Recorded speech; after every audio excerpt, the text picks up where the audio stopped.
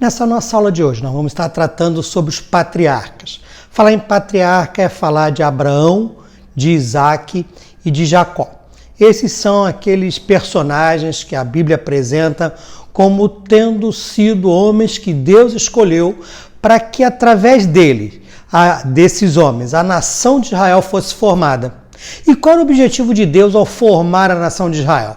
Na realidade, o objetivo, quando nós lemos a Bíblia como um todo, é para que através de um povo, daquela nação, Jesus Cristo viesse. A Bíblia coloca Jesus como sendo o centro de tudo. Então, toda a história bíblica, desde Gênesis até Apocalipse, ela aponta para Jesus Cristo. Isso é uma coisa importante que nós nunca podemos perder de vista. Então, todo o relato bíblico, seja do Antigo ou do Novo Testamento, ele aponta para Jesus. No Antigo Testamento, nós encontramos muita chamada de tipologia. O que é tipologia? São encontros que a Bíblia apresenta, são narrações, são histórias, e também algumas leis e mandamentos que de alguma maneira apontam para Jesus Cristo. Então, o que nós encontramos na história dos patriarcas tem muito de tipologia.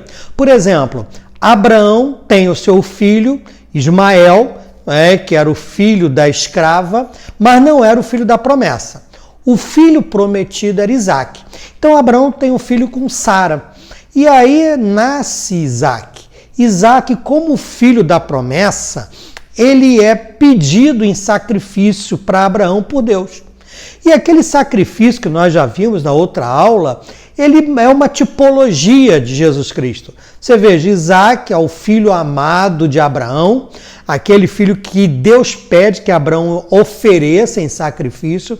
Então, naquele momento, havia ali toda uma representação de Jesus como filho de Deus. E aí, Abraão é chamado por Deus a oferecer seu filho Isaac em sacrifício. Pois bem, a história você conhece. Quando chega no momento do sacrifício, o que acontece? Deus intervém. E aí Deus diz para Abraão, não faça isso, Abraão. E Abraão olha para o lado e vê o que ali? Ele vê um cordeiro. E naquela visão num cordeiro preso pelo chifre num galho, a gente encontra ali a tipologia de um cordeiro de Deus, Jesus Cristo, esse cordeiro, sendo entregue para que eu e você não precisamos morrer. Então essa é a visão de tipologia. Quando a gente encontra e lê a história dos patriarcas, é basicamente o que a gente está encontrando e lendo, né? Esse Cordeiro de Deus, no caso lá de Isaac, que é oferecido no lugar de Isaac, seria o Cordeiro chamado Jesus Cristo. E você encontra depois em Moisés aqueles mandamentos, os rituais, sacrifício, tudo isso é tipologia. Pois bem, e nós vamos estar tratando hoje justamente da história dos patriarcas. Você observa uma coisa importante. Os patriarcas, Abraão, Isaac e Jacó, eles eram homens cheios de defeitos como eu e você. Eles eram homens que tinham lá suas dificuldades. Abraão, por exemplo, quando Deus o chama para sair de Harã e vai até Canaã, ele sai de Ur, vai para Harã e depois vai para Canaã, Deus não mandou que ele fosse para o Egito, como ele acabou indo. Acontece que ele vai para o Egito, desobediência a uma ordem divina, e lá no Egito ele mente, diz que Sara não era sua esposa e acaba entregando Sara de bandeja para Faraó. Então isso foi pecado, Deus nunca em nenhum momento endossou esse tipo de coisa. Pois bem, então eram seres humanos comuns. Abraão teve filho com Agar, a escrava de Sara. Deus não mandou acontecer isso, mas ele teve, foi uma desobediência. Então a Bíblia mostra que esses homens de Deus, eles eram pessoas comuns como eu e você. E esses homens comuns como nós foram usados por Deus para fazer diferença. Então veja só, Abraão tem Isaac, né? E Abraão ama muito Isaac, claro que era o filho da promessa. E o que Abraão faz com os outros filhos? Nessa ocasião, Sara tinha morrido, Abraão, ele casa-se de novo com uma mulher chamada Quetura, que era uma das outras servas de Sara, E aí Abrão tem filhos com essa Quetura, depois da morte de Sara. E esses filhos que Abrão teve com Quetura receberam de Abraão presentes. Quando o Isaac já estava numa certa idade, Abrão despede todos os seus filhos, Ismael e os outros filhos que ele teve com Quetura, e entrega para Isaac toda essa região chamada de Canaã. Você tem ali a cidade de Hebrom. Então, toda essa região de Canaã, você vai ver que Abrão dá para Isaac. Os outros filhos não receberam nada, só presentes. A Bíblia relata isso, né? Que aí eles receberam presentes de Abraão e foram embora, e foram despachados, digamos assim, né? Então veja, foi uma atitude, tudo bem, Abraão entendeu que era a promessa de herdar aquela terra de Canaã, era uma promessa de Deus para ele, para os herdeiros, que seria Isaac, o principal deles, mas não foi uma atitude, olhando sob o ponto de vista paterno, né, uma atitude que nós, na nossa visão hoje, julgássemos que seria uma atitude correta. Despede os outros filhos praticamente sem nada e entrega tudo para Isaac. Mas isso gerou também outros problemas, porque esses filhos de Abraão viraram nações, viraram povos, como os ismaelitas, que eram descendentes de Ismael, e se tornaram inimigos ao longo da história de Israel. Grandes inimigos, aliás, até hoje. Você vai ver o povo muçulmano, né, lá o mundo árabe e tal, tudo vem dessa linhagem aí dos descendentes de Ismael e dos descendentes do filho de Quetura, depois mais adiante outros descendentes de Esaú, que era irmão de Jacó. Então você vê que a história bíblica está recheada de situações que mostram a natureza humana desses homens, desses servos de Deus. Muito bem, então o que aconteceu? Isaac nasce, né? Quando Isaac nasce, Ismael já está com 14 anos, mais ou menos, de idade. E aí Isaac vem ao mundo e depois de um tempo, Abraão acaba, como eu falei, despachando todos os outros filhos, inclusive Ismael, né? E Deus pede o sacrifício de Isaac, aquela história toda. Muito bem, quando Isaac já está um adulto, o que acontece? Abraão, ele manda um servo dele chamado Eliezer ir até a cidade ou na região lá em Harã, onde morava sua família. E aí Eliezer, ele vai até aquela região em busca de uma esposa. Abraão não queria que seu filho Isaac se casasse com uma mulher em Canaã. Então manda buscar uma esposa lá na região de Harã, que era a sua família ali. Naquela região tinha uma mulher muito bonita chamada Rebeca. Rebeca, ela era, na realidade, neta do irmão de Abraão. E Rebeca, então, acaba sendo levada e tem um encontro muito bonito com Isaac, se casam, né? E daquele casamento entre Rebeca e Isaac nasce 2 filhos, Esaú e Jacó. Então você encontra essas narrativas no livro de Gênesis, lá no capítulo 22, 23, 24, você vai ver toda aquela história, né? Muito bem. Então Jacó nasce, aí forma-se o patriarcado, os 3, Abraão, Isaac e Jacó. Desses 3, Jacó era o mais complicado deles. Jacó, sem dúvida nenhuma, o próprio nome dele indica o seguinte: o suplantador, o enganador. Jacó foi aquele que enganou, ele nasceu segurando no calcanhar do seu irmão Esaú. E depois que Jacó nasce, né, Esaú e Jacó nascem, acontece a seguinte situação: Jacó é criado dentro de uma esfera mais maternal, vamos chamar assim, né? Jacó, ele era mais queridinho da mamãe. Esaú já era um camarada mais do campo. Então Isaac tinha mais a proximidade de Esaú do que de Jacó. Já a mãe, Rebeca, era o contrário. Quando eles crescem, há um episódio na Bíblia muito interessante que nos diz o seguinte, que Jacó estava fazendo um certo guisado, né? Fazendo uma coisa muito gostosa. E o que acontece? Vem o seu irmão do campo e seu irmão chega com muita fome, Esaú, e pede um pouco de lentilha para Jacó. Jacó diz para ele o seguinte: tudo bem, eu vou te dar essa lentilha, mas você me vende, vou te vender a lentilha, pelo direito de primogenitura. Esaú disse: para que me serve esse direito agora? Eu estou com fome, daqui a 30 anos eu estou morto, por exemplo, não vai adiantar nada, até que meu pai morra e eu herde alguma coisa, eu quero comer agora. Esaú foi muito imediatista. O que acontece?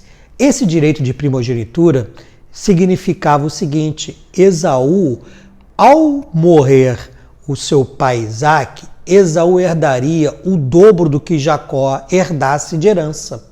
Então, por exemplo, eram só 2 irmãos, Jacó ficaria com 1/3 da herança e Esaú com 2/3. Então, quando Esaú vende esse direito de primogenitura, Esaú inverte o processo. Jacó ficaria com os 2/3 e ele, Esaú, ficaria com 1/3. Esaú, daqui a sei lá quantos anos o papai vai morrer, não importa, 1/3 ou 2/3 não vai fazer a menor diferença naquela ocasião. Muito bem, então, e essa venda não era uma coisa que se passava com papel passado, cartório, muito pelo contrário, era uma coisa muito básica e muito simples. O que acontece? Era a palavra de um e de outro, no fio do bigode. Pois bem, quando Esaú faz isso, ele abre mão de grande parte daquelas terras que Abraão havia adquirido em Canaã e passado para Isaque. Pois bem, aí passa-se o tempo, Isaque já está bem velho e aí Isaque já não consegue enxergar direito. E aí Isaque manda chamar Esaú para abençoá-lo. Essa era a bênção paterna, que essa bênção significava o seguinte: o filho abençoado seria o responsável pelo clã, pela família. O filho abençoado, no lugar do pai, herdaria e não as posses só, e essas Esaú já tinha vendido para Jacó, mas herdaria o direito de conduzir a família, os outros o obedeceriam, os servos, todos o serviriam. Então ele era o patriarca, o chefe da família. Então Esaú é mandado por Isaque ir no campo caçar, que era a atividade de Esaú. E ele vai ao campo caçar. Acontece que, enquanto ele vai caçar no campo, a sua mãe, Rebeca, orienta Jacó a preparar rapidamente, pegar lá no curral mesmo um animal, um cordeiro, e fazer um gostoso, delicioso guisado. Para quê? Para que Jacó fosse abençoado no lugar de Esaú. Então a mãe Rebeca articula tudo isso e Jacó, que já não tinha muito caráter, vai junto. E o que ocorre? Ocorre que Rebeca faz isso, Jacó se fantasia de Esaú, bota as roupas de Esaú, passa o perfume de Esaú, e quando ele chega com um guisado para apresentar o pai é até estranho, tão rápido. Aí Jacó, Deus me abençoou, não sei o que, estou aqui com um guisado, o animal chegou na minha mão. O Isaque fica meio desconfiado, chama Jacó para perto dele, dá um abraço, um beijo, sente o cheiro de Esaú, né? As roupas, pele e tal de Esaú, e aí o Isaque acaba abençoando Jacó no lugar de Esaú. Quando Isaque retorna da caçada e faz o guisado e leva para o pai, é uma grande decepção. Por quê? Porque quando ele chega para pedir: pai, eu quero ser agora abençoado, está aqui o guisado, Isaque diz para Esaú: não dá, eu já te abençoei. E Esaú responde: não, eu não fui abençoado. E aí eles entendem que alguém havia tomado o lugar de Isaque. Esse alguém foi Jacó. O que acontece? Esaú fica indignado e diz para o pai dele: pai, só tem uma bênção para mim? Por favor, pai, eu quero também ser abençoado. E aí o Isaque diz para Esaú o seguinte: olha, a tua bênção vai ser a seguinte, você vai ser servo do teu irmão, você vai viver da tua espada, né? Onde você passar não vai nascer e não vai produzir nada, você vai viver no deserto até que você tire de você esse jugo, essa canga. E essa canga era, na verdade, o ódio que ele estava sentindo no irmão dele. Quando ele se libertasse daquela canga, ele ia prosperar. E aí Esaú promete matar Jacó e diz: olha, tudo bem, quando meu pai morrer eu vou matar esse moleque. Vou matar esse meu irmão, não quero nem saber assim que meu pai morrer. A Rebeca, sabendo disso, não querendo que um filho fosse assassino do outro, o que Rebeca faz? Orienta Jacó a fugir lá para Harã, aquela região, lá em Harã, e Jacó vai para lá. E ele se estabelece em Harã. Ali em Harã ele conhece uma prima sua chamada Raquel. Ele se apaixona por Raquel, ela era muito bonita. A Bíblia fala sobre isso. E ela tinha uma outra irmã chamada Leia. O pai delas era Labão. Jacó então vai pedir para Labão que o permita casar com a sua prima, com Raquel. E Labão concorda, mas faz um acordo com ele. Tudo bem, mas você vai trabalhar 7 anos para mim. Depois de 7 anos de trabalho, você vai poder ter o direito de casar com a minha filha. Jacó aceitou a proposta e trabalhou 7 anos por amor de Raquel. Depois de 7 anos, faz-se lá a cerimônia de núpcias, né, o casamento, as bodas, tudo aquilo. E naquela ocasião, a noiva ia toda vestida de burca, toda tapada, o rosto tapado com véu. E Jacó então casa-se, e acreditando que aquele casamento era com Raquel. Só que quando acaba o casamento, vai à noite, vai para sua tenda, no dia seguinte, quando ele percebe, amanhece o dia, ele olha para o lado, não é Raquel, é Leia, né, a irmã que não era tão bonita quanto Raquel. E ele vai tirar satisfação com o seu sogro. O que acontece? Seu sogro diz para ele o seguinte: olha, não, mas aqui na nossa terra, a mais velha tem que casar primeiro. Eu disse que eu te daria a minha filha, e dei, que é a mais velha, Leia. Tu quer casar com Raquel? Beleza, eu te dou também a Raquel, mas você vai trabalhar mais 7 anos para mim. E aí muitas pessoas confundem, porque acham que Jacó trabalhou mais 7 anos e só depois é que casou com Raquel. Ou seja, teria trabalhado 14 anos para depois casar com Raquel. Não foi. Ele passa o tempo dele, as 7 dias de núpcias, terminadas as núpcias, aí ele casa com Raquel também e trabalha mais 7 anos. Desse casamento, e aí é que eu quero chegar, desse casamento com as duas irmãs, surgiu a nação de Israel, as tribos de Israel. O que acontece? Jacó, que foi enganado, né, por seu sogro, ele que era o enganador, acabou sendo enganado. O que ocorre? Ele pega e tem filhos com as suas duas esposas. Acontece que a Raquel, aquela que ele amava mais, ela não conseguia ter filhos. E Lia ou Leia, a sua primeira esposa, a irmã mais velha, que não era tão amada quanto Raquel, essa podia ter filhos. E Lia deu a Jacó o primeiro filho, que foi Rúben. Depois veio Simeão. Depois vem Levi. Na sequência vem Judá. Né? E depois de Judá, Leia para de ter filhos. Mas olha que coisa interessante. Aquela que era a esposa rejeitada, não escolhida por Jacó, foi aquela que Deus escolheu para dar à luz as 2 tribos mais importantes das 12 tribos de Israel. Quais são as 2 tribos mais importantes? Levi e Judá. E por que essas 2 tribos são as 2 mais importantes? Bom, da tribo de Levi viriam os sacerdotes. Todo sacerdócio era levita. Todo sacerdote era levita. Então, Lia, que foi a mãe de Levi, e de Levi vieram os sacerdotes todos e todos os levitas que participavam das celebrações, que realizavam as celebrações. Os sacerdotes eram os que tinham a responsabilidade de levar a Deus os pedidos do povo, e aquela relação entre Deus e o povo era feita via sacerdote, o sumo sacerdote. Então veja a importância de Levi, filho de Lia, com Jacó. E o outro filho também muito importante foi quem? Judá. E por que Judá era tão importante? Foi a tribo da qual Jesus nasceu. Jesus Cristo era da tribo de Judá. Davi era da tribo de Judá. Quando houve a divisão dos reinos, um dos reinos se tornou Judá. E até hoje a gente chamou judeu, o povo de Israel é judeu, tal. Por quê? Por conta da tribo de Judá. Então as 2 tribos mais importantes das 12 de Israel foram filhos de Lia com Jacó. Um outro detalhe interessante que, né, a gente vai ver. Aquela situação causava um estresse entre as duas irmãs. Raquel e Lia viviam brigando para ver quem ia ter mais filhos com Jacó. Acontece que Raquel era estéril, não estava podendo ter filhos.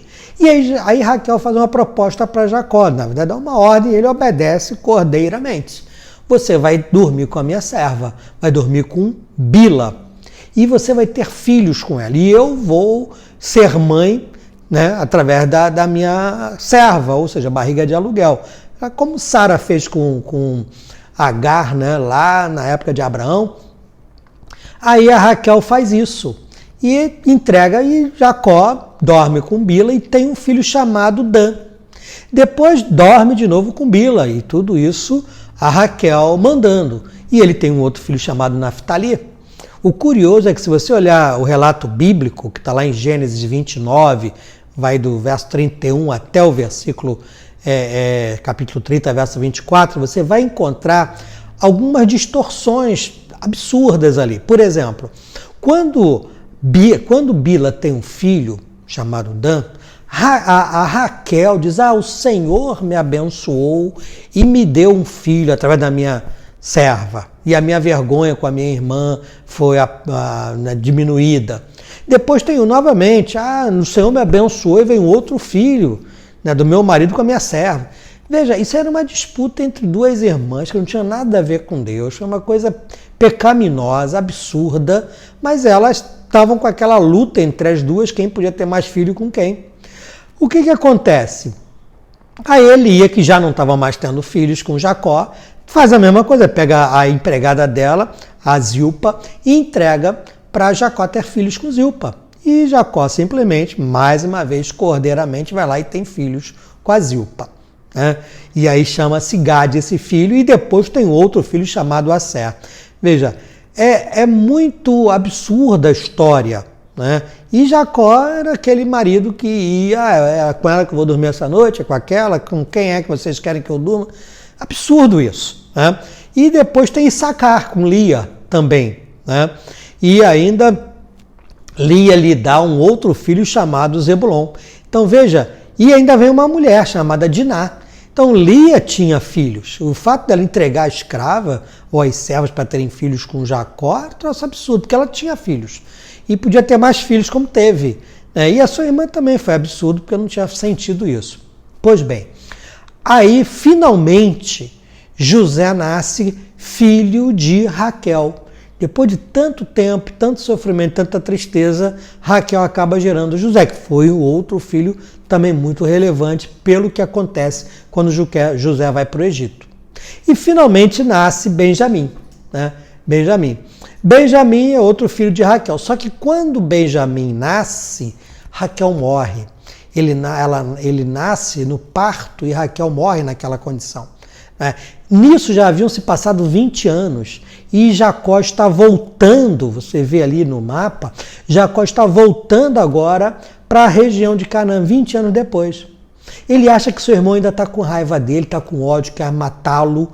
Né? Quando Esaú soube que Jacó estava voltando, vai ao encontro de seu irmão, Jacó fica apavorado, mas durante 20 anos Esaú já tinha perdoado seu irmão, Deus já tinha abençoado Esaú, ele já tinha comprado e conquistado terras e criado uma vida muito boa, e ele diz isso para o irmão dele. Então, Deus abençoou Esaú, assim como Jacó. No retorno, Jacó tem um encontro com Deus, né? Na verdade com o anjo do Senhor. Ele luta com o anjo do Senhor e ele quer ser abençoado. E ele pede, olha, eu só vou te largar aqui, né? Quando você me abençoar. E ali naquele lugar em que Jacó estava, né, lutando com o Senhor e passou a noite toda lutando, querendo ser abençoado. E no final das contas ele tem a sua coxa deslocado, o osso da coxa deslocado pelo anjo. E no final Deus diz, olha, teu nome não é mais Jacó, mas é Israel, porque você lutou com Deus e venceu. Não que tivesse vencido Deus numa briga, não faz sentido isso. Mas é que o desejo de ser abençoado era tanto que ele se agarrou ali no Senhor, e eu só te largo após a bênção. Só te largo depois de ser abençoado. Foi muito bonita essa história. E depois tem vários episódios que vale a pena você ler na Bíblia, na Palavra de Deus, até o final do livro de Gênesis. E aqui se forma, então, finalmente a nação de Israel. Aí você tem ali as 12 tribos de Israel, que são Rúben, Simeão, Judá, Dan, Naftali, Gade, Asser, Issacar, Zebulon, Benjamim, dá 10. E José não teve nome de tribo, mas ele teve 2 filhos, Manassés e Efraim. E esses 2 filhos se tornaram também da tribo de Israel. E aí se formam as 12 tribos de Israel a partir da descendência desses filhos de Jacó, que se tornou o nome dele Israel. José, ele, depois de grande, era um grande sonhador. Ele é vendido como escravo para o Egito, e ali no Egito, você conhece bem a história, ele acaba se tornando um segundo faraó, e na próxima aula nós então trataremos dessa estada de José no Egito e o êxodo. Que Deus te abençoe e nos encontramos na próxima aula. Amém.